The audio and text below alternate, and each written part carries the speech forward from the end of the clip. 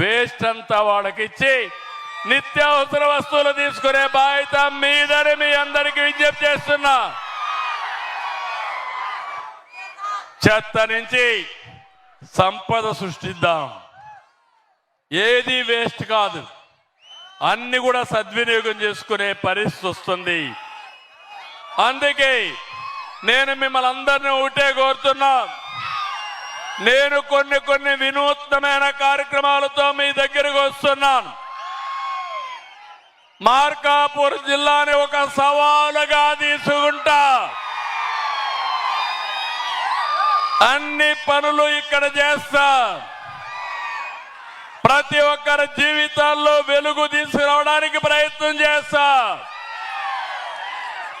సంక్షేమ కార్యక్రమాలు ఇవ్వడమే కాకుండా 10 లక్షల పేద కుటుంబాల్ని P4 కింద, పబ్లిక్ ప్రైవేట్ పీపుల్ పార్ట్నర్షిప్ కింద డబ్బులుండే పైవారు మిమ్మల్ని దత్తత తీసుకోమని కూడా పెట్టాను. దీనివల్ల మీ పిల్లల్ని చదివించడం, మీకు చేయూతనివ్వడం, ఎవరైతే పేదరికంలో ఉండేవాళ్ళు శాశ్వతంగా పేదరికంలోనే ఉండిపోకుండా మిమ్మల్ని కూడా అందరితో సమానంగా పైకి తీసుకొచ్చే బాధ్యత నేను తీసుకుంటున్నాను. మీరందరూ ఆశీర్వదించాలి. అందరూ కూడా దీన్ని సద్వినియోగం చేసుకోవాలి. నిన్ననే మీరందరూ చూశారు, అసెంబ్లీ సాక్షిగా వెంకటేశ్వర స్వామి కలియుగ దేవుడు అవునా కాదా? దేవుడు వెంకటేశ్వర స్వామి అవునా కాదా? అవునంటే చేలు పైకెత్తండి. ఇక్కడుండే హిందువులందరూ వెంకటేశ్వర స్వామిని ప్రార్థిస్తారా లేదా? ముస్లిమ్స్ ఉంటే అల్లాను ప్రార్థిస్తారు, క్రిస్టియన్స్ ఉంటే వాళ్ళు యేసు ప్రభువును ప్రార్థిస్తారు. కానీ అలాంటి కలియుగ దేవుడు వెంకటేశ్వర స్వామికి ఏం తమ్ముళ్ళు విన్నారా మీరు? ఏమమ్మా విన్నారా మీరు? ఏ నెయ్యితో నైవేద్యం ఇచ్చారో చూశారా మీరు? ఏమమ్మా అవునా కదా? కెమికల్స్ తో తయారు చేసిన నెయ్యి 20 కోట్ల లడ్డూలు తయారు చేసి దేవుడికి నైవేద్యం ఇచ్చారంటే దేవుడు క్షమించాలా అని మిమ్మల్ని అడుగుతున్నా. ఇది న్యాయమా అని మిమ్మల్ని అడుగుతున్నా. ఇంత అన్యాయం చేసి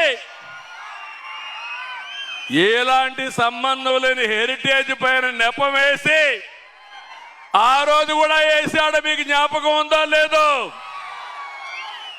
బాబాయిని చంపేసి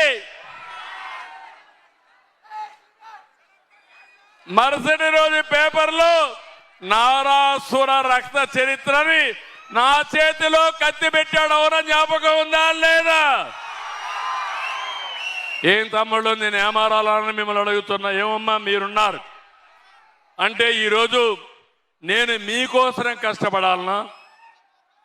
ఇలాంటి అవినీతి పరులు బూతులు తిడితే నేను పడాలనా అని మిమ్మల్ని అడుగుతున్నా. ఎప్పుడన్నా నేను బూతులు తిట్టానా? ఎవరన్నా తిట్టానా? బూతులు తిట్టడం నాకు తెలుసా? నేను తిట్టించుకోవాలి నా బూతులు? ఇది అన్యాయం అవునా కాదా? మాట్లాడితే బూతులు.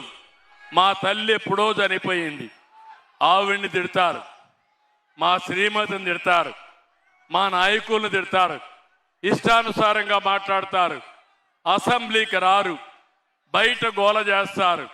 మీరు ఎన్నుకునేది రాజకీయ పార్టీని, మీ సమస్యలు మాట్లాడమని అవునా కాదా అని అడుగుతున్నా.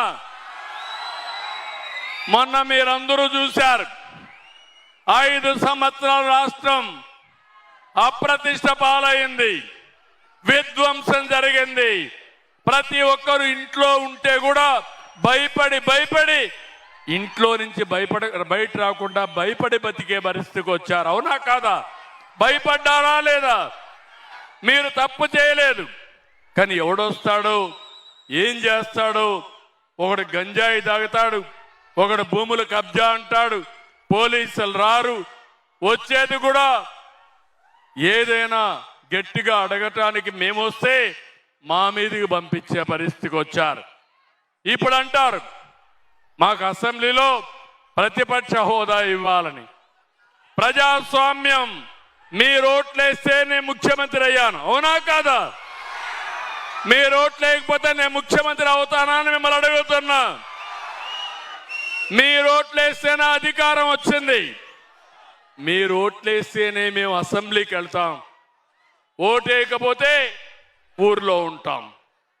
రాజకీయ పార్టీకి కానీ ఎవరికి కానీ ఇదే వర్తిస్తుంది, అవునా కాదా? ఒక ముఖ్యమంత్రి పైన అవిశ్వాస తీర్మానం పెట్టాలంటే 10% సభ్యులు ఉండాలి. అప్పుడే ఈ యొక్క నో కాన్ఫిడెన్స్ తీర్మానం పెడతారు. ఇలాంటి సాంప్రదాయాలు ఉన్నాయి ప్రజాస్వామ్యంలో. ఇప్పుడు అంటాడు నాకు ఆ ప్రతిపక్ష హోదా ఇచ్చి తీరాలి. ఇవ్వాలని మిమ్మల్ని అడుగుతున్నా. బెదిరిస్తే ఇవ్వాలని మిమ్మల్ని అడుగుతున్నా. ప్రజాస్వామ్యంలో జరిగే ఏంటని మిమ్మల్ని అడుగుతున్నా. బయట వస్తే విధ్వంసం, ఎక్కడికి పోయినా నేరాలు ఘోరాలు. ఇంక తిట్టడం, వీళ్ళ తిట్లు పడాలి, మళ్ళా నేను అభివృద్ధి చేయాలి. అందుకే నేను ఒకటే ఆలోచించాను, ఎవరు తిట్టినా నేను లెక్క పెట్టుకోను. నేను బతికేది మీకోసరం, నేను పనిచేసేది ఈ రాష్ట్రం కోసరం. అనునిత్యం రోజుకి 16-18 గంటల పనిచేస్తున్నానంటే నా రాష్ట్రం బాగుండాలి, నా ప్రజల జీవన ప్రమాణాలు బాగుండాలి. మీ పిల్లల భవిష్యత్తు బంగారు భవిష్యత్తు కావాలి. తాత్కాలికంగా మీకు సమస్యలు లేకుండా శాశ్వతంగా మీరు కూడా అన్ని విధాల జీవన ప్రమాణాలు పెంచి ఒక పద్ధతి ప్రకారం ముందుకు తీసుకుపోవాలనుకుంటున్నారు. ఈరోజు తలసరి ఆదాయం ప్రతి ఒక్కరికి 3 లక్షల రూపాయలు వస్తుంది. కొంతమందికి 1 లక్ష రాదు, కొంతమందికి 20-30 వేలు కూడా రావు. అందుకే నేను ఆలోచిస్తున్నాను, రేపు 2047కి స్వర్ణాంధ్రప్రదేశ్ కింద ఇప్పుడుండే 3 లక్షలు 54 లక్షల రూపాయల ఆదాయం పెంచడం నా లక్ష్యం. దానికి ఫౌండేషన్ వేస్తున్నా, దానికి ఒక విజన్ తయారు చేస్తున్నా. రైతులు ఏ విధంగా ఉండాలి, మా ఆడబిడ్డలు ఎట్టుండాలి, మా పిల్లలకు ఉద్యోగాలు ఎట్ట రావాలి, ఐటీ ఎట్టుండాలి. ఈ పిల్లలు ఉన్నారు, ఆ పిల్లల్ని బాగా చదివిస్తే చరిత్ర తిరగా రాసే శక్తి ఈ పిల్లలకు ఉంది. నేను పనిచేసేది ఆ పిల్లల కోసం పనిచేస్తున్నా.